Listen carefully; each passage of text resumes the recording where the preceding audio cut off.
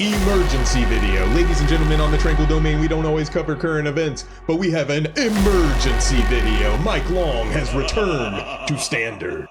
Just found out that in Orlando they're going to have a tournament, a Magic tournament. It's a pretty big tournament. My fellow Magic players, Mike Long has returned.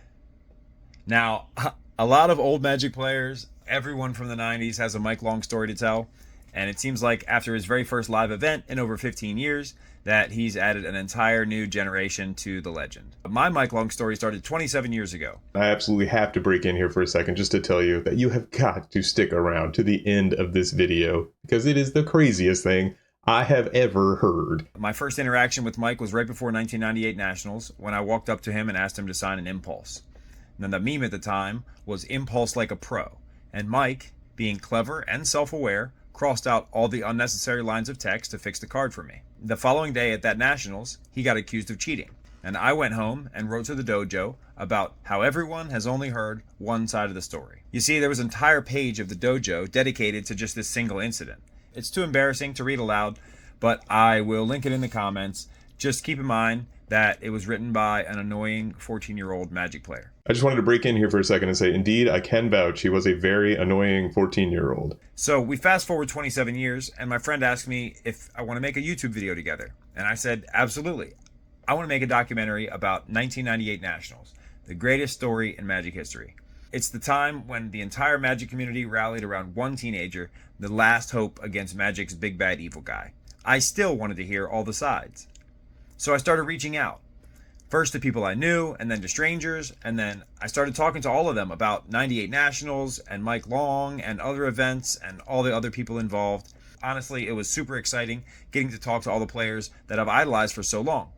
So surprisingly quickly after Albert and I decided we were going to make this video, I started getting texts every single day from him about Pakula's going to do it. Oh my gosh, Randy's going to do it. That's amazing. And like, it really struck a chord with the little kid inside of us when these things were happening, but never to the same extent as the day that Albert texted me, hey, call me. And I said, no. He had gotten Mike Long to agree that he was going to help us with the video. He was so excited to help with everything. And he was sharing things that he was doing with Albert. Albert was sharing things we were doing with him. And this video is about how it went. In this process, the most enthusiastic of all of these people was Mike Long himself. So he sends me a link to his newest book, Magic Secrets. And I guess the timing was just perfect. So he'd been playing Magic and writing this book. And then I reached out to him. So he sees this as a perfect opportunity to tell people about his book and I guess his future plans. So I start reading it, and honestly, the book itself is worth an entire video of its own, so I'm not going to discuss it much here.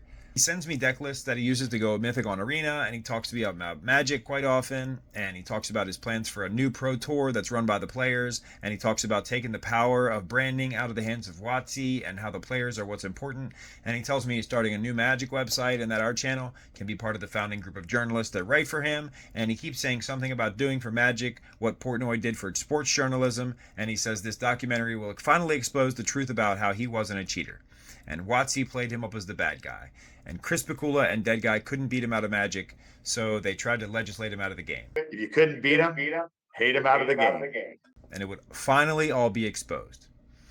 So I'm working on this documentary, and I go out to PT Chicago, and I talk to Mark Rosewater, and he does express some interest in participating, but Wizards doesn't end up granting us permission.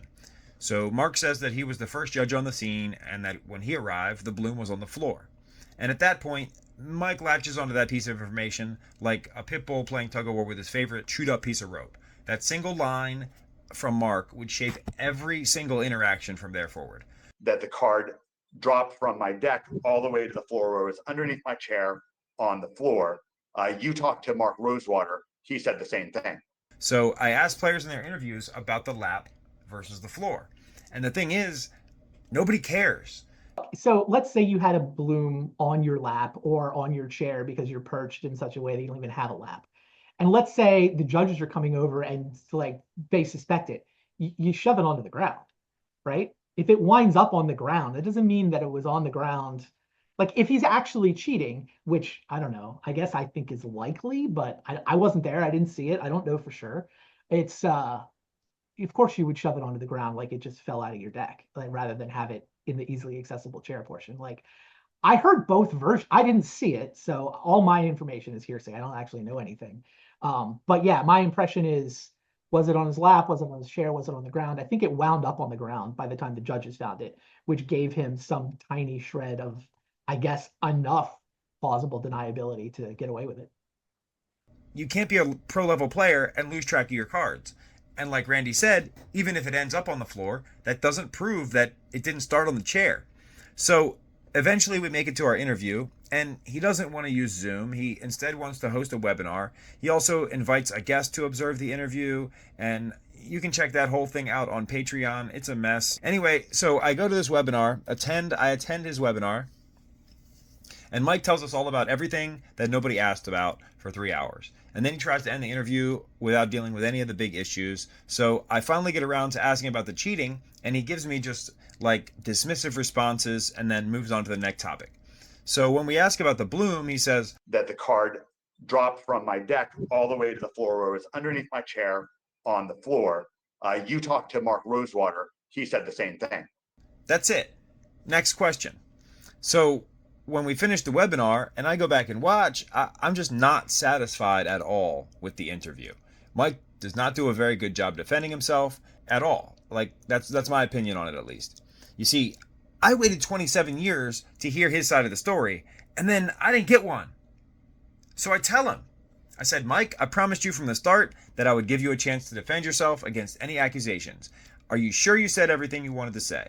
I'm going to let the people speak their mind, and I don't think you did a very good job defending yourself. And he says, but you spoke to Mark Rosewater, and he said the bloom was on the floor.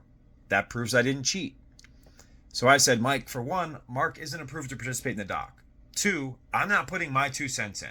As I stated in my letter to the dojo, my opinion is irrelevant, and I stand by that. 3, there are other people who are going to claim you cheated, and you didn't do a very good job defending yourself. I said, there are people who say they saw it in your lap. At which point he says to give me their names so he can sue them. And I said, Mike, I can't do that. You can sue whoever you want when the documentary comes out. And he says, okay, well then I'll sue you too. And then he goes on a tirade about how terrible of a person I am and how I lied to get the interview and I'm worse than Chris Pakula and all this other stuff, and he blocks me. So then we finish the documentary. And hopefully if you're watching this, you have seen the documentary. High Noon at Nationals 98 that's what I keep referring to. Anyway, so that comes out and I hear nothing. So we fast forward to last weekend. I go down to Orlando for Star City Games Open 10K, and who do I walk past? No, I do a double take. It can't be him, right? He said he won't be returning to competitive Magic except for a charity match versus Finkel or something like that. And I will not be returning to competitive play. You can put that down. I might do, I could see myself doing a promotional, cute little, one match against John Finkel for this or that, for charity or something like that. But I don't see myself ever returning competitively. So I go about my business, but then I see him again. It's definitely him. So I go check the pairings, right? There's no Mike Long. So I just go find him. And just to be clear, the story is going to jump around a bit chronologically because I'm going to tell you the things as I learn them myself. So I find Mike and I wait for him to finish his match. So while I'm waiting, I watch parts, but I don't really want to cause a scene, right? So I strike up some conversations with people nearby, and most of them have no idea what I'm even talking about. So I go over to the judges table, like the booth, and I try to find out who's in charge of feature matches. And they just give me like these vague answers. So now I'm trying to convey to them the importance of Mike being in a feature match, regardless of his record. And they tell me it's not even him. They're like, no, it's not him. So now I'm explaining to, mind you, I'm not even explaining to the person who does the matches. I'm explaining to just a person in the chain of command trying to get to the person who does the matches and trying to pass a message, and it doesn't work. It doesn't work. So anyway, Mike finishes up and I go to approach him. And as I walk up, he sees me And I'm clearly coming up to talk to him, and he's very excited because he can't wait to talk to a fan. You see, despite registering as a Karis, or however you say it, he sits down every round and gives each of his opponents his entire Magic resume. So, in fact, and apparently in one round, he sat down at the wrong table and started telling his story about who he is and why you should subscribe to his Magic coaching. Anyway, before he can finish his pitch, he finds out he needs to move over a seat. So he does, and then he just restarts the whole spiel for his new opponent. Anyway, I waited for his match to end, and when it ends, I see my window and move in. So it goes something like this. Please forgive, I paraphrased. I didn't, secretly record him or anything. This is the best I can remember of the conversation. So I say, hey, Mike, can we be friends again? And he says, hey, sure, yeah. I remember you from way back, right? And I said, Mike, it's me. You hate me and everything last time we spoke. And he says, oh, no, I don't hate anyone. I'm a Christian. And I said, okay, well, I was hoping you would want to work with me again in the future. And he says, oh, well, not after what you did. You would have to make a video apologizing and letting everyone know all the things you left out. You know what Mark Rosewater said, and you intentionally left it out. And I said, Mike, I was very fair. I let you speak your mind. I let other people speak their mind. I didn't put my opinions in it. And Mark didn't get approval to participate. I told you all of this before. I wanted you to defend yourself better, and you still can. We can make another video. And he said, you weren't fair. He said, I haven't seen it myself.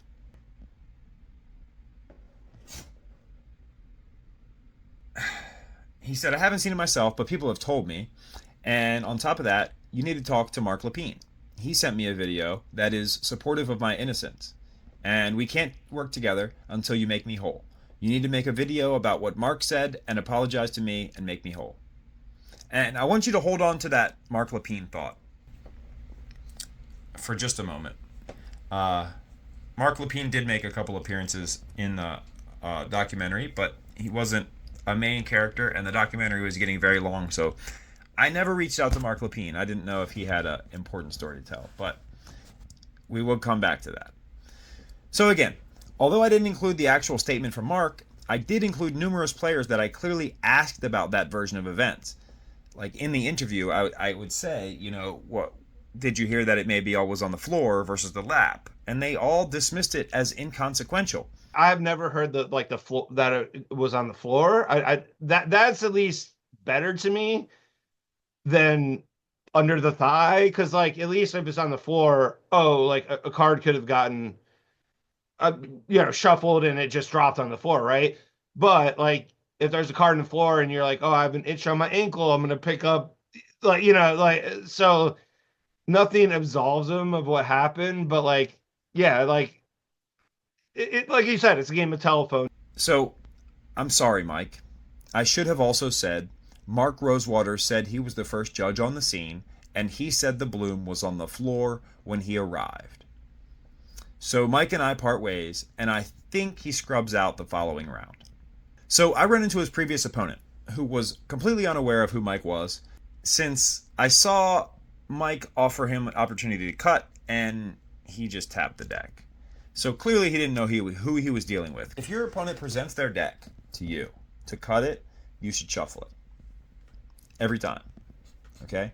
I promise you, if you do that, you will win more games in your life than if you don't. And it's as simple as that. Your win percentage will be better if you shuffle your opponent's deck. So therefore, you should always do it. So anyway, that's the end of that. I talked to Davey, the other half of the Tranquil Domain, and we weigh the pros and cons of an apology video to Mike. This is probably the closest that you'll ever see of that. Meanwhile, I sit and I watch Twitter slowly reveal the drama from Mike's return. It turns out, in the very first round, Mike's opponent noticed that he had 2 different tones of black sleeves. And the judges made Mike re-sleeve with no penalty. If you're going to a tournament, you buy a brand new box of sleeves. That's law. You buy a box of sleeves, you sleeve up your deck, you got brand new sleeves, you run them through the whole tournament. You can recheck to see where they stand after the tournament to see if you want to use them in another event. But if you're going to a major event, something that's Comp REL, you show up with a brand new deck box of sleeves. Okay? There's no way that any professional Magic player of any era would make the mistake of accidentally showing up with multicolored black sleeves. So I wonder, do Mike's coaching sessions involve pro tips like how to sleeve your deck? Are we really supposed to assume that this was a mistake? Honestly? It's crazy. Then apparently in another round, a spectator thought Mike had tapped his mana wrong, and he called a judge. And Mike keeps a notoriously sloppy board state. Also, he didn't bring tokens or appropriate counters or anything to the event. His opponent was giving him a piece of paper to mark as creature tokens. Anyway, so they find out that the barn that had called the judge was wrong. But Mike had made such a scene about it and demanded that the spectator be removed and all this other stuff that Mike actually gets a warning for unsportsmanlike conduct. So, nice. And that's the stories that we see developing on X or Twitter or whatever it's called nowadays. And before we end the video, hold on, the ending is amazing. Don't go anywhere, all right? You're still holding on to that Mark Lapine thought. So, okay. Back to the trip. I get home after a super long drive, and I finally get the chance to talk to Mark Lapine. And I said, hey, Mark, I make historical Magic content, and Mike told me that you have a video supporting his innocence. He did send me the link to the video that Mike claims is evidence that he didn't cheat, because Mark Lapine sent it to him. He sent me the link to my own documentary, High Noon at Nationals 98.